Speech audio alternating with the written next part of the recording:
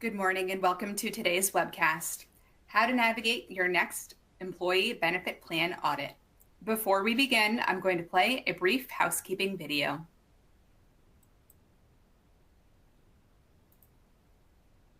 Welcome and thanks for joining. We're pleased to present our continuing professional education webcast series. Before we begin, please keep the following in mind. You can customize how you view our presentation and interact with the presenter. For better viewing, close all other applications and turn up your speaker volume. You can adjust window size and placement or enter full screen mode using the controls at the top right of the window or dragging the bottom right-hand corner to resize. At the bottom of your screen, you'll see a series of icons that relate to a different aspect of our session. You can download a PDF of today's slides from the Slide Deck and Handouts widget. You can ask questions by typing in the Q&A window and clicking Submit. We'll do our best to answer all questions or follow up via email. If you experience technical difficulty, refresh your browser by hitting the F5 key. Today's session offers 1 CPE credit. To receive credit, you must meet the National Association of State Boards of Accountancy requirements. You must attend at least 50 minutes of the session and respond to at least 75% of polling questions. To participate in the polls, please check the button next to your answer within the slide window and click Submit. We'll track your progress and alert you when you've earned CPE credit. You can then click the certificate icon in the CPE Progress widget and download your CPE certificate. Don't worry if you can't download your CPE certificate today. We'll email you a copy in 2 weeks. If attending this webcast in a group, you must complete our group CPE attendance sheet, available in our Slide Deck and Handouts widget to receive credit. Please have all group members sign it and send only 1 sheet per group. CPE credit can only be awarded to participants registered as themselves and isn't available for participants who view the on-demand version. This presentation is not legal, investment, or accounting advice. We encourage you to seek the counsel of a professional service provider to apply this content to your specific circumstances. All right, with that, I will turn it over to today's moderator, Erin Goldfarb. Hi, everyone, and good morning. Thanks so much for joining us today to talk about how to navigate your next employee benefit plan audit. My name is Erin Goldfarb, and I'm an assurance partner in our employee benefit plan audit practice. I serve on the employee benefit plan executive committee for our firm and also lead the employee benefit plan practice here in Fresno, California. I'll be your moderator today, and joining me this morning, we have 2 very talented presenters. First, we have Jered Villacorte, who is a senior manager at Moss Adams. He has extensive experience auditing benefit plans. He's also a leader in our Los Angeles employee benefit plan practice, which includes training our audit teams and advising clients to ensure their compliance. So thank you for being here today, Jered. Appreciate it. We also have Jason Liu, who is a senior manager at Moss Adams. Jason has over a decade working in the employee benefit plan practice and currently leads our Kansas City employee benefit plan practice. He oversees the audits for a variety of plans, including defined contribution, defined benefit, 403B plans, 457 plans, and government pension plans. Thank you, Jason, and welcome. Before we get into our presentation, I'd just like to do a quick level set with the audience and begin kind of with the end in mind. All of us here have something in common, and that is that we are all likely to retire someday. All of us here today, whether you're an auditor, a business owner, accountant, an HR professional, all of us would like to meet our retirement goals. And in doing so, we need healthy and compliant retirement plans. So an audit, what we'll be going over today, is just one way to gauge how you're doing. And what we want to do today is help you make your employee benefit plan audit the best one yet.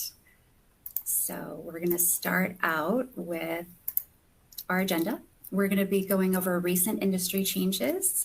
Then we're going to go on to management responsibilities, tips for navigating your next benefit plan audit. And then at the end, we'll have resources and some Q&A. So I encourage you, if you have any questions as we go through things, please drop them in the Q&A and we will get to them at the end. We have some learning objectives, otherwise it wouldn't be CPE. We would like you by the end of the session to be able to describe recent industry changes, discuss what to do and what not to do to prepare for your next benefit plan audit, and provide recommendations to your company that can help improve plan administration and operations. And Jason, Jered, and I, we've all presented on this topic before. What we'll try to do is if there's a main point or just a really key takeaway, we'll highlight it for you and say, all right, if you remember one thing, this is the thing to remember. Also, we'd encourage anyone who's in the audience, if you have something like that, feel free to put it in the chat. And with that, I will turn it over to Jason Liu. Oh, you know what? I'm sorry. I have a polling question, of course. Which position best describes your role? So this is a question to see who our audience is. Are you an auditor? Do you work with employee benefit plan auditors as part of your role? Do you provide services to companies with employee benefit plans, or anyone else who's joining us? And Emily, let us know when we're ready to show the answer to the polling question. Yeah, we'll give everyone just a couple more seconds on this first polling question. Sounds good. I know starting out with a polling question is a little bit tough, but I appreciate everybody's participation in this.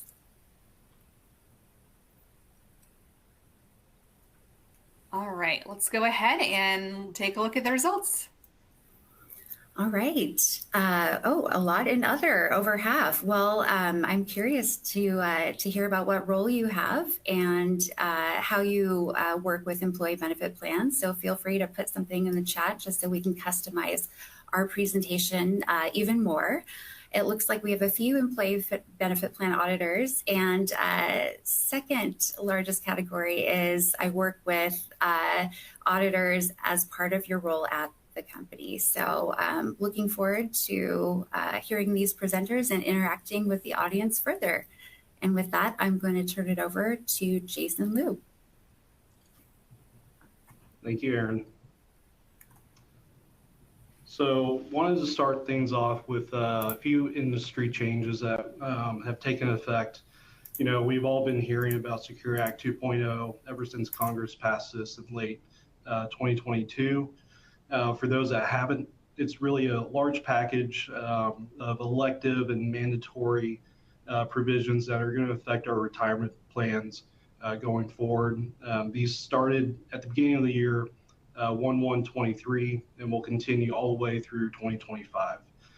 A few things to kind of note, a few key provisions. One, RMD has changed from 72 to 73 this year. So going forward, you know, keep that in mind. If you're a plan sponsor, make sure, you know, your folks know that that change has been enacted. And then kind of looking a little further out, starting in 2025, Secure Act 2.0 is going to require automatic enrollment as well as escalation for new 401k and 403b plans. The definition for new plans is any plans that were established on or after that December 29, 2022 date. And so, you know, we could probably spend a whole hour on Secure Act 2.0, a lot of things going on with the new package. Really, the most important takeaway, I think, for folks is if you're a plan sponsor, really start talking with your record keeper, ERISA counsel, TPA if you have one, just to get an understanding of what provisions are out there, you know, what elective ones that you think, you know, for your plan make the most sense based on your participant base, and, you know, just start getting educated on that. So, and with that, I'm going to turn it over to Jered to talk about our old friend SAS 136. Thanks, Jason. It's helpful reminders on that Secure Act 2.0. I know a lot of big changes, and you know some plans will have to go through some amendments to get those, you know, formally processed either earlier or on time. But I'm here, Jered Villacorte, just here to talk about recent industry changes and specifically SAS 136. SAS 136 is titled as forming an opinion and reporting on financial statements of employee benefit plans subject to ERISA. And there's a few key changes that's going to be, somewhat of a focus of our presentation here today, and also giving some takeaways or best practices to help make your next audit the best one yet. But this is the second year of these SAS 136 changes. This was effective for plan year ends 2021. And so really we've seen a lot of these changes already happen. This will be the second year. There'll be some minor changes to the audit opinions, but I'd say more so, we should be in the groove of doing these changes and be able to roll into the next year. Just as a reminder with some of these SAS 136 changes is, that we did replace our, big term that we all used to use, limited scope audits, with an ERISA section 103A3C audit. And I know that rolls off the tongue really nice, but really that's our new section and the world in which we live in now with these 401k audits. And specifically, what that does is it doesn't functionally change what the auditor is actually looking at. Auditors are still reviewing transactions and participant information. And we also, under this section 103 audit provision, we still no longer do testing over investments and investment earnings. And so that's the same. One key change that does come out of SAS 136 is in those audit opinions. In a limited scope audit, we used to provide a disclaimer of opinion. And now with this ERISA 103 audit, we now provide a unmodified opinion, because now within this new regulation, it is under the provisions that we're allowed to do these types of audits, and it is not a scope limitation like it used to be portrayed. Also with SAS 136, and it will be the focus of the rest of our presentation, is really around, what are the auditor's responsibilities, and specifically, what is management's responsibilities around operating the plan and the documents that you're supposed to retain. And so to quickly lay out, what the rest of our presentation will look like is moving to the next slide. Here's a quick overview of management's responsibilities. The engagement letter and representation letter will include language that specifically speaks to management's acknowledgement and their understanding of these specific responsibilities.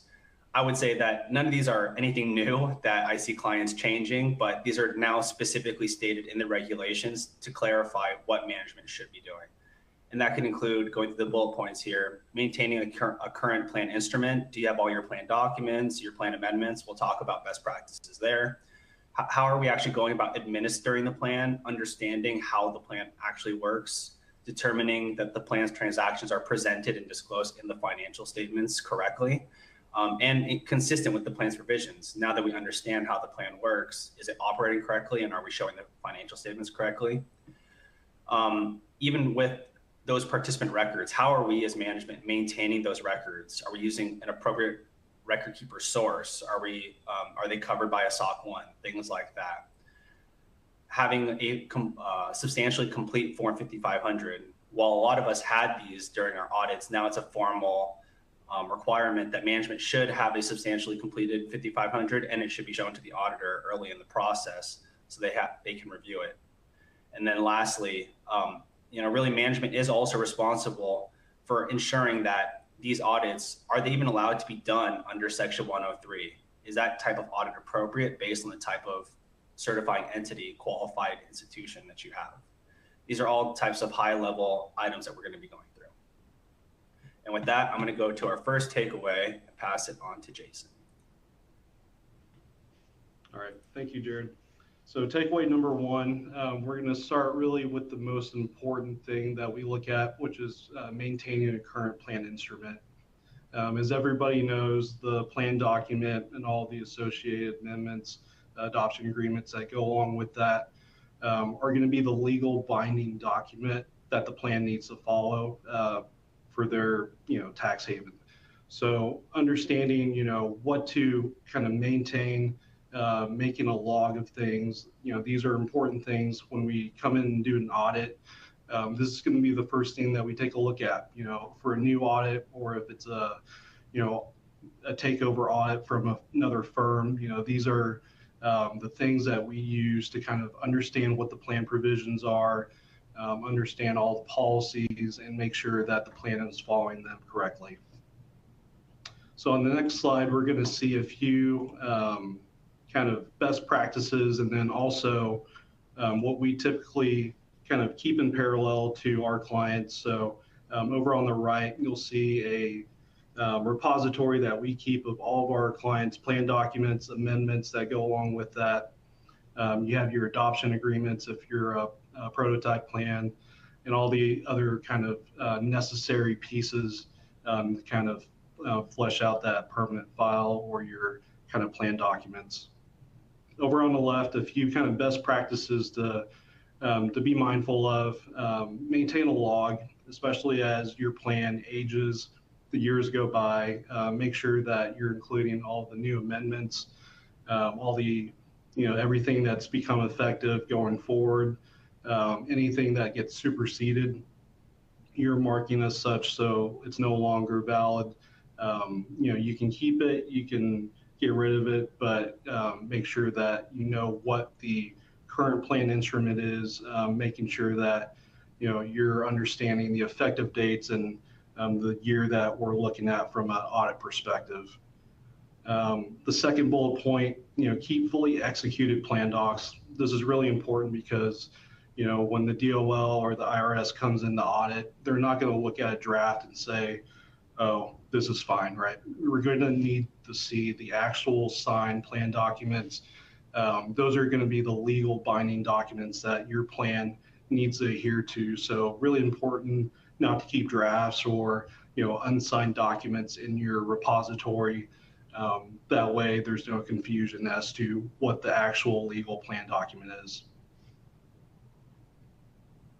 That's helpful, Jason. And actually, one thing I wanted to highlight in the slide you're just covering too is, you do see the mention of the summary plan description at the very bottom of this screenshot here, and really, talk about making your next audit the best one yet, and talking about some of the things that we see as auditors is some confusions around the summary plan description. While it is a nice document to sometimes read and understand, how the plan functions, there is a more legal document that sits behind the summary plan descriptions. And so, sometimes we do ask for the legal agreements, and, ensuring that, you as plan sponsors who are sitting on this call at this presentation is understanding there is a legal document that sits behind it. It's an easier item for, HR people or the employees to actually understand how the plan actually functions day to day, but it is technically not the legal document that runs all of the provisions and the amendments through it.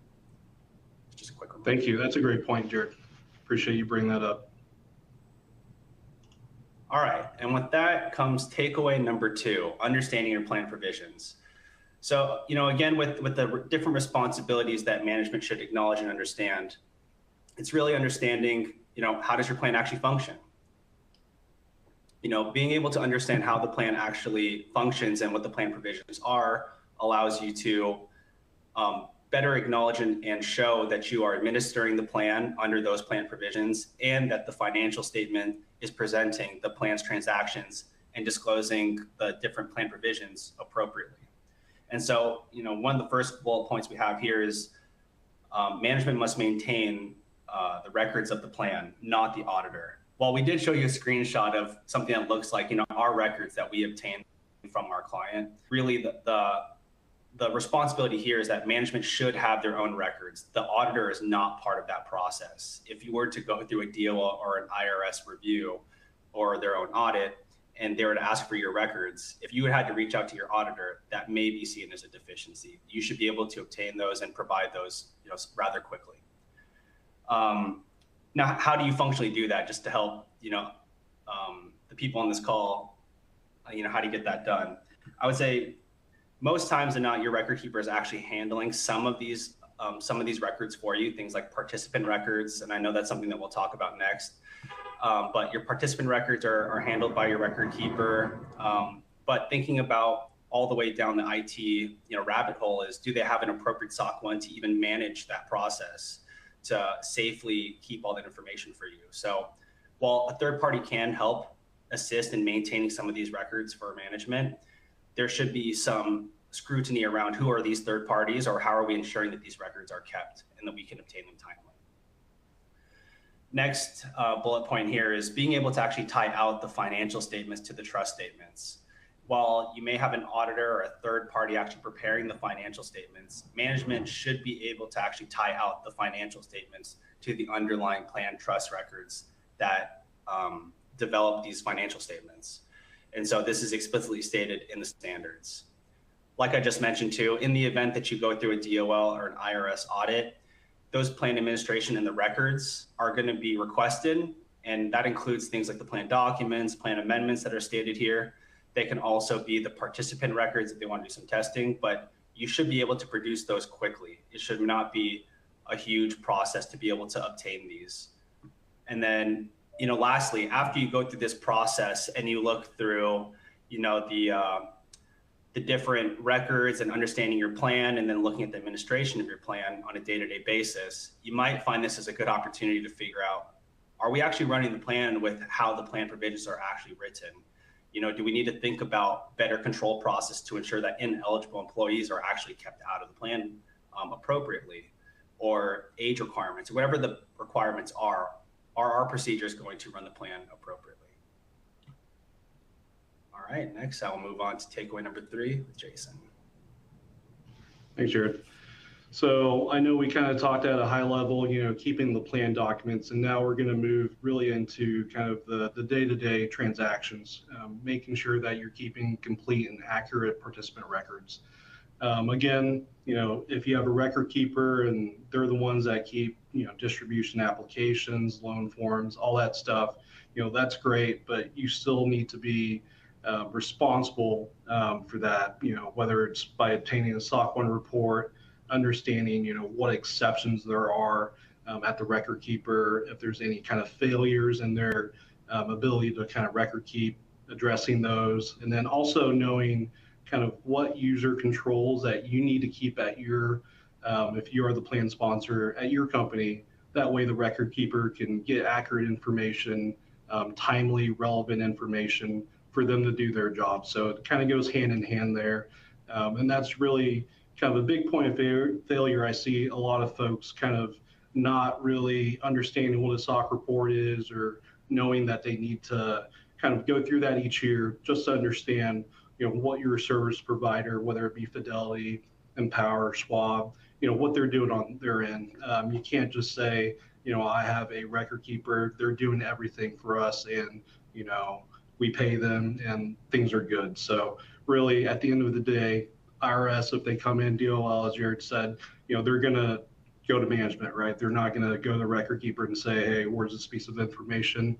It's going to be on management to understand where those pieces are, be able to access those timely and relevant, to make sure those are kept safe and in the form that it needs to be. So the first bullet point, which records are sufficient. I did see in the Q&A that, we talked about electronic digital records versus hard copies. For us, electronic records, especially in this day and age, are fine. So as long as, those are scanned in, uploaded somewhere to the repository, we'll take that as a source document. And then speaking of source documents, a lot of times, we'll have clients give us secondary data, whether it be out of a HRIS system or payroll system. But really, when we're looking at, say, a birth date, seeing if a participant really has that birthday, is that accurate in the Fidelity system and Power system, we like to go back to the actual source doc. So whether that's an I-9, maybe a photocopy of driver's license, things like that. Salary changes, we like to see the actual letters that say, this has been authorized by an authorized person, instead of just seeing in ADP, this is the new salary. So kind of think of, what can go wrong. It's usually, when things get entered into a system, that's a point of failure. So we go back to these source docs, not because, we like to give people a hard time. It's really just to ensure that the data is correct. What your record keeper shows is really truly what your participant has from a data perspective. And then really last 2 bullet points, any exceptions, issues, speak up. During our planning phase, we'll usually ask that as kind of a catch-all question, but please self-report. So we're here to kind of help you keep the plan safe, make sure things are operating correctly. So we're not going to yell at you for, doing something wrong. We understand, we're all human, we're not perfect. So at that point, that's really the best place to kind of talk about it. What went wrong? How do we address it? Fix the problem and then keep it from happening in the future. So, and then any participant complaints relate to the record keeper. Usually if you're using a big vendor, you won't hear as many, but smaller ones, you may. And so things to kind of look into from a management perspective, are you using the right vendor? Are they keeping you as a plan sponsor safe? Things of that nature. And so with that, we have, go ahead. Just one more point on here, Jason. I just wanted to emphasize the second bullet point here, and even kind of the essence of what you're talking about of, assessing that record keeper, that third party, is really that second bullet point, I would say, is one of the common issues that we could see with our plan to management, just understanding the SOC 1 of the record keeper. And really, we do like to recommend to our clients that this is something that's reviewed annually. While you may review it, when you first brought on the new system or when they produced a SOC 1 years ago and you were comfortable then, the SOC 1 itself does change. Majority of it would stay the same. But the key to the SOC 1 for everyone on this call to understand is there's a section of the SOC 1 that's the complementary user entity controls, or what's also shortcutted as the CUECs in auditor world. But really that's the area that management should be having controls to ensure that the record keeper or any other third party that's covered by a SOC 1 is being provided the correct information, and you have the correct internal controls to appropriately rely on the SOC 1. So this is just another advice to management, thinking about you're coming onto your next audit. Have you looked at that SOC 1? Have you requested it from your record keeper? And is there anything new in there that isn't covered by your current processes? Just things to keep in mind. All right, appreciate that, Jered. And I then think with that, we're going to move on to our our next polling question. So polling question number 2, how did SAS 136 implementation go for you? You've got great, I love SAS 136, which interested to see how many of those folks are out there. B, luckily did not have to deal with SAS 136, so congratulations, I envy you. C, wasn't fully prepared for it. I think a lot of us kind of fell into that. It was a big change, and there was a lot going on there. So definitely figured there's going to be some C's popping up, and then D, didn't really notice anything different. So again, kudos to you. You're able to sidestep that last year. So. Yeah, I'm interested to see what these results look like. So I also did our presentation specifically on SAS 136. So hopefully it went great for everyone. There you go. All right, ready to see the results? See you. Okay, some lucky folks out there. I love it. And then, yeah, some people did love SAS. Obviously, there's a reason for the implementation, really to kind of clarify things and streamline our reporting, as well as, make our audits just better, improvement on procedures and things of that nature. So, while we joke about implementation, being a hardship, obviously there are benefits that came out of the SAS 136 implementation. So, and then next, takeaway 4, back to Jered. Thank you, Jason. Perfect. So this is a specific slide and a section of our presentation specific to the changes to your 5500 and what are management's responsibilities around it. And also there are some auditor responsibilities around the Form 5500 as well. But as a quick reminder of, what is the Form 5500? This is an informational return for the plan. It is filed with the IRS. The plan financial statements are attached to this Form 5500 filing. And the due dates, the normal due date is July 31st for plans, but plans also have an extension that they can extend to October 15th. So now that you kind of have a quick reminder on the Form 5500, what are management's responsibilities? management is now required to provide a substantially complete Form 5500, including the related schedules, to the auditor prior to issuing the financial statements. And, while this may not be a big change for most of the people on this call, based on the last poll, it seems like SAS 136 went well for everyone. There are a number of instances where we still run into the inability to provide this substantially complete Form 5500. And the issues could be, different types of information the preparer may need to actually prepare the 5500. What our recommendations are to help management address this maybe new formalized requirement is make sure you're starting the Form 5500 process during the planning stages of the audit, very early in the audit process. Because, with, management's responsibility, if you look at the next bullet point, for the accuracy and the information of the Form 5500, it may take you time to actually get information to the 5500 preparer. It may take you time to review it, and the auditor also needs to review the Form 5500. When the auditor also reviews the Form 5500, there may be necessary changes due to inconsistencies with the financial statements or internally with the 5500 itself, and updates may need to happen. Why I emphasize early and just talking about best practices here is changes may need to happen. If we're waiting very close to the issuance time or the deadline time, the record keeper who actually prepares and needs to flush through these changes may also need time to prepare and make these changes. So the point is, and the takeaway is really start this process early, understand there is a heightened awareness and responsibility of management to review the information and ensure it's accurate. And also, another management responsibility stated here is the third bullet point of the 5500 must agree to the financial statements, or there should be a reconciling footnote for any differences. Management will have to actually designate who is responsible for reviewing the financial statements, ensuring they have the appropriate skills, knowledge, and expertise to do so. And then also during that review process, we did mention talking about administering your plan and understanding your plan's provisions and reconciling the financial statements to your trust statements. This is now a separate part of it where you want to reconcile the financial statements to the actual Form 5500.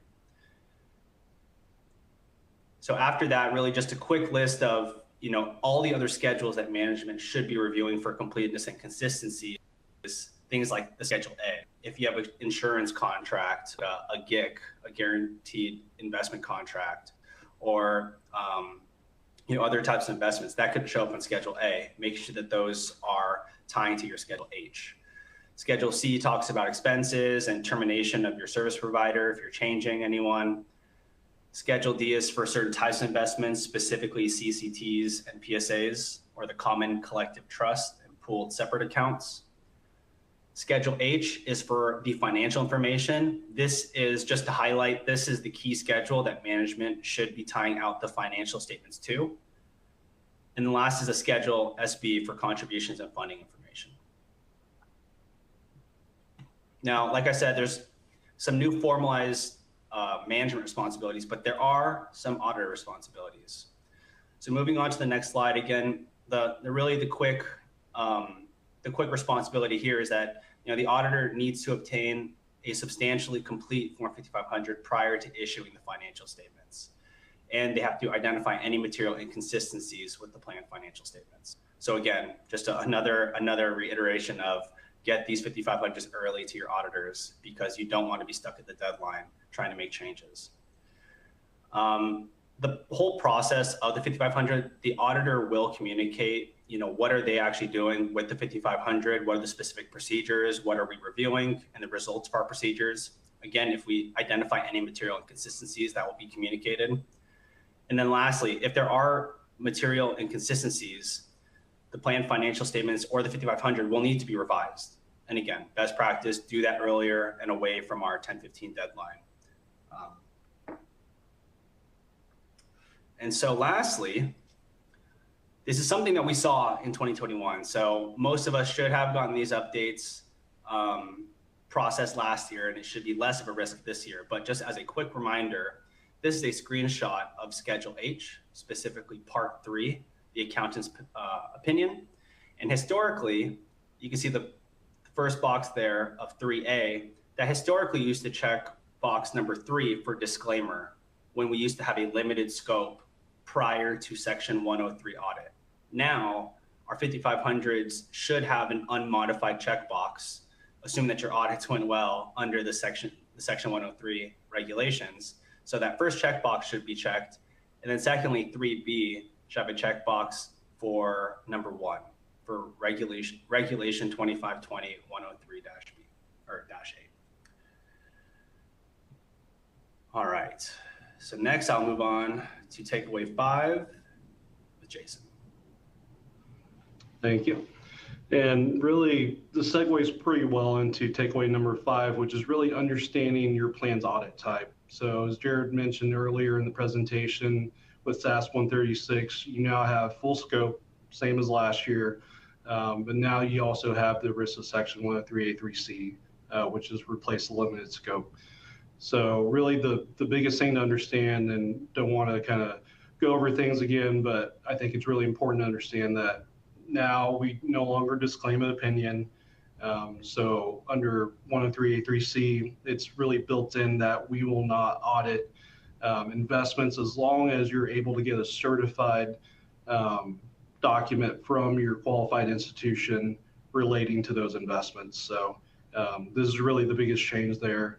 And then puts the onus really on management to understand that and obtain that, and also to understand, what type of audit you need. So I know, certain plans like ESOPs, 11Ks, you're required to have full scope audit. So, but really the majority of audits, 401Ks, 403Bs out there are going to be under that Section 103A3C. And then really the next slide is really talking about management's responsibility to kind of understand what makes a qualified institution. So under the DOL definition, a qualified institution is really one that's regulated, periodically examined by state and federal agencies. So these could include a bank or other type of institution, similar institution, custodian banks as well. Insurance companies a lot of times are going to be your qualified institution in this regard. Things that, or institutions that don't apply to this are broker dealers, brokerage firms, things of that nature. So, and then the third bullet point, also important, assets must be held by that qualified institution. So a lot of times you'll hear custodian.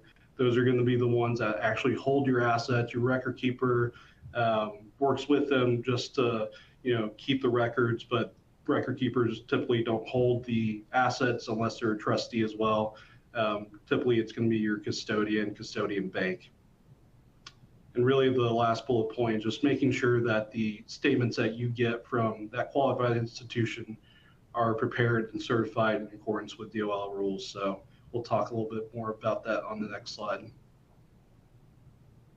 So a few questions to kind of ask if you're a plan sponsor and you're getting the certification.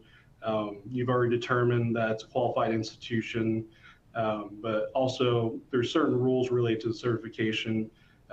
One, is it prepared and signed by the right authorized user?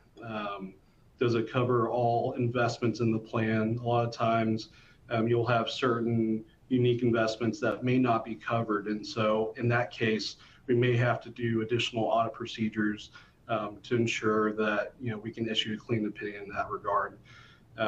Does it actually say complete and accurate? These are kind of the key words that we have to see, and institutions do understand this, but more just kind of educating plan sponsors to know that's something to look for as you're looking at that certification statement. And then does it cover the right plan year? Is the period, does it match up with what we're auditing, your calendar year for the plan, what you're issuing on your 5500? Does that all match up? So things to look at. And then this isn't a bullet point, but I've seen this happen.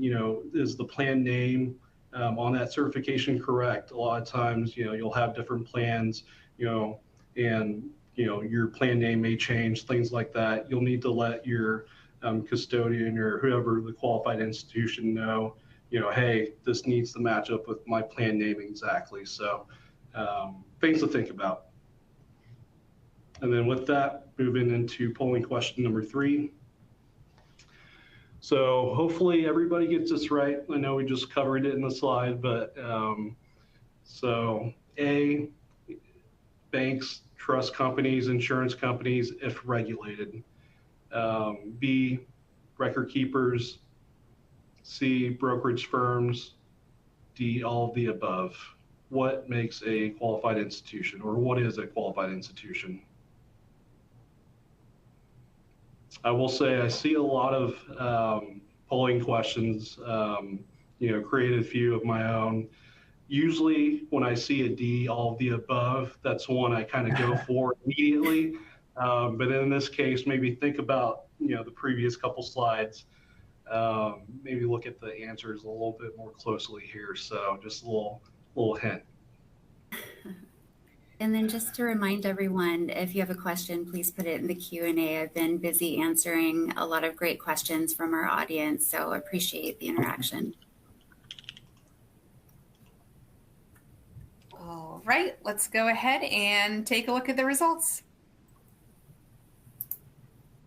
The D trap. It's all the above. Always sounds good, but then really the answer is A in this case. So banks, trust companies, insurance companies, if regulated. So again, brokerage firms are not qualified institutions under DOL rules, and neither are record keepers. So these really need to come from the folks up top. Yeah, worst case would be that we have a Section 103 audit and we're not even using a qualified institution because we came to the wrong determination. So important steps to making sure we're following, what we're talking about in this presentation. This is one of the key points. Absolutely. And with that, takeaway number 6, Jered. Perfect. So takeaway number 6 is really focused around, we've gone through the audit. We've talked with our auditor. We've identified maybe some, questions or issues that came up during the audit process.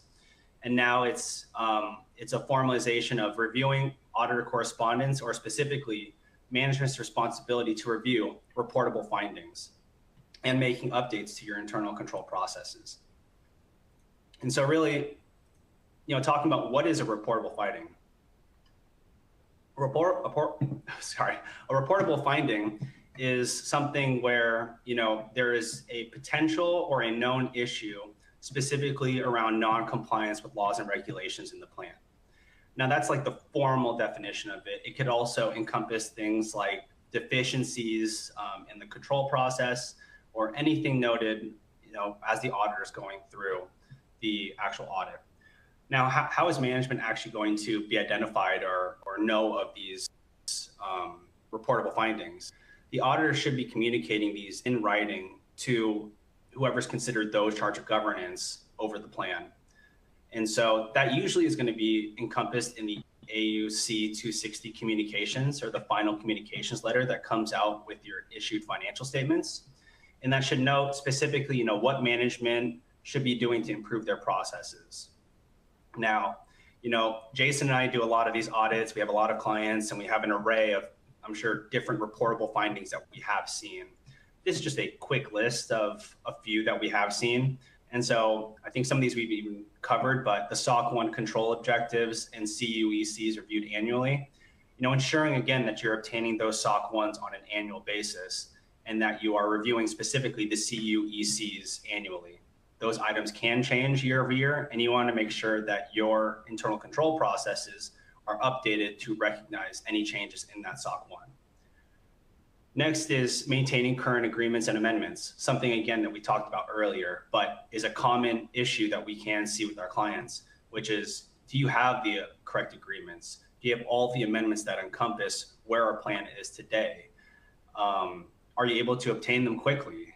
Are you going to need to obtain those from your auditor? Not a great instance in the case of a DOL or IRS audit. So things to keep in mind. Other reportable findings is lack of review documentation for specifically any key management controls. So, depends on the size of the company, but there may be very blown out long control processes, Or there could also be a very small management team that handles a lot of the review processes and documentation of approvals. While you may be doing things, you do want to make sure that you have actual evidence that these control processes are happening. Every auditor is going to ask you for it, and it's not a great instance when you say, oh, we did it verbally, or we did it this one time, but we didn't write it down. You do want to make sure you can evidence some of these things. And then lastly, another common deficiency is committee meetings and making sure those are actually happening and that minutes are maintained to cover what you discussed. Just to give everyone an array of what we see, we can see these happen as frequent as monthly. I'd say a very common cadence would be quarterly or semi-annually, but at the very least once a year, and making sure that you're showing that the minutes are actually maintained. And so just some quick reportable findings. All right, well, next, to help everyone keep getting their CPE, is we're going to move on to poll question number 4. So after this great presentation we just gave, how prepared do you feel about your upcoming benefit plan audits? A, very, I've got this. Somewhat, a few questions, but ready otherwise. Not really, I've got some homework to do. And not applicable, no audits for me.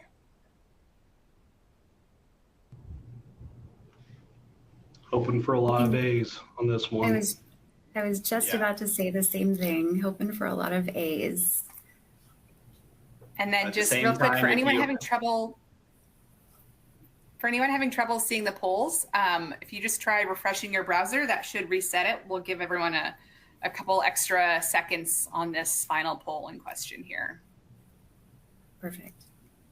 And it is May of our BP summer that we're all heading into. If you sadly do find yourself in the C position here where you have some homework to do, it might be a good time to just reach out to your auditors and see if there's anything that they can provide as quick guidance. But if you happen to be our clients on this call too, happy to reach out or help with any questions that you have.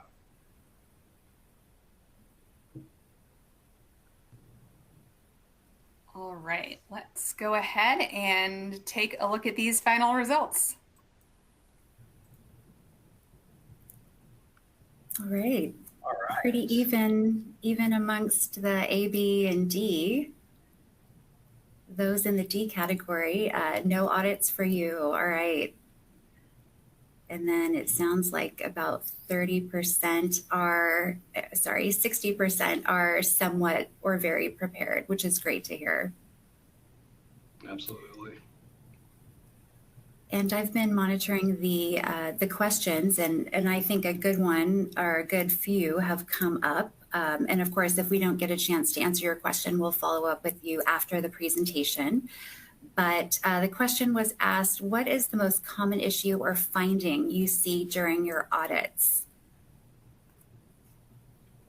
Any ideas there, Jered or Jason? I know I have mine, but I'm interested to hear yours as well. Yeah, I think the most common one, and we see this more and more often, is the delinquent contributions.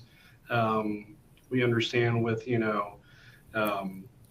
labor issues and things of that nature, we do have reduced payroll departments, folks kind of overseeing things. So that is a pretty common one, and it's a pretty low-hanging fruit. So if you do see that, you can easily correct that yourself. So, that way, come out at time, you can say, hey, we had this issue, but it's been corrected. We paid back the lost earnings. We're good to go moving forward. So. Mm-hmm. That's a good one, Jason. I do see those ones pretty commonly as well. And, I think this is a good opportunity and a reminder to the audience here is, one, the definition of a late contribution, some or delinquent contribution, but, some may still use the archaic DOL timeline of the 15th day after the month running payroll. And really, while that is stated, it's in the regulations, right? It is stated online. You can find that rule. The really practical thing that we see our clients, being put up against in any DOL or IRS audit is really around administratively feasible timing. You should be able to take those monies that you pull from people's paychecks and deposit it timely And in instances where you can do it in, let's say, 4 or 5 business days, you should adhere to that timing. And any instances outside of the administratively feasible should be considered, at least for late contributions and if you need to make corrections. Second point on this too is if you're sitting there and you do have an identified late contribution, I would say just based on best practices and the current market, you may not have to pay too much to even fix that missed contribution. So it's better to fix it and correct it now than deal with it later and run the risk. Absolutely. Because we all know that the delinquent contribution stays on the 5,500 until the year after it is remediated. So if you're not able to fix it, that amount, if it's been reported before, just stays on until you do fix it. So that's important to note. I know one thing I see in my practice is a lot of times companies have a hard time keeping up with the definition of what's eligible compensation for deferral. So if you think about how an employee is paid, you might have several different codes under which they're paid, for example, regular, overtime, or holiday. And those are pretty standard. And I always say, technology is kind of a blessing and a curse. I think if I were to look back at my career and think about the plans that I was auditing 20 years ago, the amount of pay codes or pay rates differs pretty drastically from what we see in practice today. Now there's vehicle benefit or COVID pay. And a lot of times what happens is, the company may have set what's deemed to be eligible compensation in the system, but hasn't updated it for all of the pay codes that have been updated. For example, COVID, no one would be able to foresee that we would undergo a pandemic. So, as you enter in pay codes and as you add to the type of pay you're paying your employees, just going back to the plan document and asking the question, all right, is this eligible for deferral? What I see often, or what the more common mistake is with vacation payouts. So for a last paycheck that you're paying the employee, a lot of times technically that payout of vacation is required to be withheld on if the participant is electing a percentage. So that's when we see often. And, so it's always good to every year take a look and revisit that and compare it to your agreement. Erin, that's really helpful to talk about, how those things could happen, or, looking at your plan provisions. I would just say another area of risk is if you're ever going through payroll system updates. You may have coded it correctly yesterday or the year before, but if you go through one of these system updates, either that, your company internally elected to go through and make a system update, or a system update that was pushed through the cloud onto your payroll system, just double check that those indicators of what is eligible versus ineligible compensation are consistent with what you had before the update, and continue to be consistent with the plan document or the adoption agreement plan provisions, as Erin was mentioning too. But I would say system updates is one of those IT areas that could mess up this whole process. Absolutely. And, as we progress further and further with technology, there's just more of those updates, and I think, 20 years ago, as I was referencing before, there was maybe a tendency to, set it and forget it. And maybe that worked, or maybe looking at it every, couple years worked, but just making sure you're monitoring that change. And then this also kind of segues into another question that I would love to discuss is, what's your single best takeaway tip for the audience? So if you were to say, I'd like you to remember one thing, what would that tip be? Maybe Jason, you could share with us first, and then Jered. Sure. I would say just, communication is going to be the most important thing. Talk to your auditor, talk to your record keeper, making sure people are up to date on, what's going on with the plan, and making sure that all the major changes and issues and things of that nature are being communicated. So, ask questions, ourselves as auditors, we're happy to answer any questions that come our way, because we know at that point the client's engaged. We know you're trying to kind of do the right thing, and so happy to kind of help you kind of walk through those. So I'd say, yeah, communication is my biggest thing, and I'd see that kind of make or break audits. Yeah, I would say, just reiterating the same. I mean, this is actually a perfect segue to our last takeaway, number 7 here, that we're going to wrap up with. But, communication, this is, we understand from our client's perspective that, this is not 100% just your job of this 401k plan or the 401k plan audit. And it's something you only do once a year, and you're going to rely on some third parties to do it.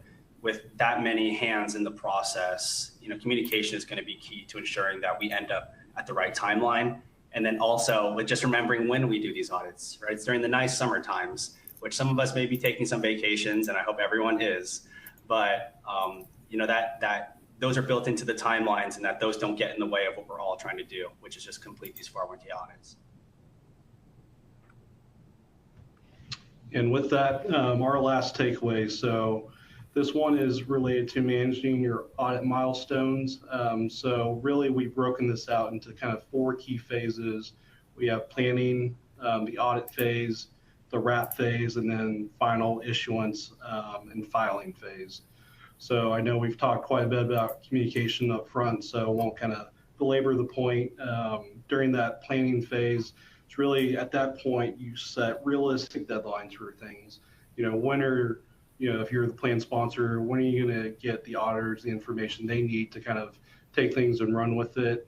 If you're an auditor, setting, a long enough runway for your client to kind of get things together for you to kind of start taking a look at things. So be realistic. Obviously, as Jered mentioned, this isn't our full-time job. There's a lot going on day to day. You got payroll runs, you've got new hires, you got to onboard, things of that nature. So be realistic and keep to those milestones, or keep to those timelines. During that planning phase, also, gather the necessary files that the audit team is going to need. So the 2 really key files that we have: census file. If you're gonna if you're a large plan, you have your non-discrimination testing every year, so you already have that together, but make sure that it's accurate, complete, the most updated census file, and go ahead and send that over. Number 2, we talked about late contributions. This contributions by pay period schedule is something that we as a firm asked for, and I think a lot of other firms would as well. Basically just showing all of the wires going to your record keeper for the contributions for each payroll period. So again, like I mentioned earlier, kind of low-hanging fruit. If you do see delays and things of that nature, late contributions, go ahead and kind of report those, fix those, work with your record keeper. They'll help you out. Typically, you have the TPA, they're the perfect person to go to. Get that fixed. That way during the audit, it won't be a headache, and it won't be kind of the last minute fire drill. So real quick, during the audit, really just allocating time to answer questions and provide any kind of follow-up request. Really at that point, you're kind of cruising. Not a whole lot for you to do. Mostly it's on the audit team to kind of get through all the data, work with the record keeper, and kind of tick the boxes there. So, and again, wrap, really more of a, last minute inquiries, any kind of lingering requests, things that we didn't get during the first 2 phases. And then at this point, you'll be able to see the final deliverables, the financial statements, everything kind of put together, footnotes, making sure that all the plan provisions are clearly and accurately stated. You agree with the financial statements as management. So that's kind of the key time to kind of put everything together, look through that audit report and make sure everything is good there.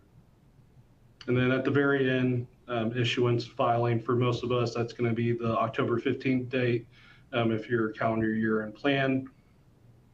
I'd say that second bullet point is really key, especially for those that are new to either a large filing plan or new to an audit. So understanding who's going to complete that 5,500 and then who's going to file that. So typically, if you have a large provider, again, Fidelity, something like that, they'll usually be the ones to go to complete that, and then you'll send them the final audit report, financial statements to be attached to it. That said, if you're not sure, ask internally, ask your service providers, whoever it may be, to figure out who that person is. We've definitely run into situations where, it's 10:15 and, I give our client the final report and they're like, well, are you going to go ahead and file that? That's not part of our duties as the auditor. So we are responsible for the audit report. And so once we give that to you, that needs to be filed by either your plan admin or one of your service providers. And so the last bullet point, just making sure that you're just attaching the final audit report and financial statements and not, our governance letters, rep letters, anything else. We see all kinds of things being uploaded to the EFAST site. So please make sure it's just your 5,500 completed and then the audit report attached to it. And with that, over to Erin for kind of closing. Great. Thank you. And we're at the top of the hour, so I appreciate everyone's time today. And thank you, Jered and Jason, for walking us through the presentation. Just really fast, I'd like to go over some resources that can help. We have a couple of guides, white papers available at the link within the slide that can help you prepare for your 401k plan audit. And as always, if you have any questions, feel free to reach out anytime. And with that, thank you again, and back to Emily. Great, thanks, Erin. And thank you, Jered and Jason, for a great presentation today. We are right at the top of the hour, so we're out of time for questions. However, if you submitted a question, we'll be doing our best to follow up with you after the webcast. And as a reminder, if you attended today's presentation in a group and would like to receive CPE credit, you must complete the group attendance sheet found in the slide deck and handouts window. If you participated as an individual and met all certification requirements, your certificate is available to download now in the CPE progress window. I'll keep the webcast console open for a few minutes to give you time to download your CPE certificate. A copy will be emailed within 3 weeks should you have any difficulty downloading it now. And here's a link to an online survey where you can provide feedback for today's presentation. Please take a moment to complete this survey as your feedback is very important to us. Thank you for joining us, and we hope you'll join us again next time.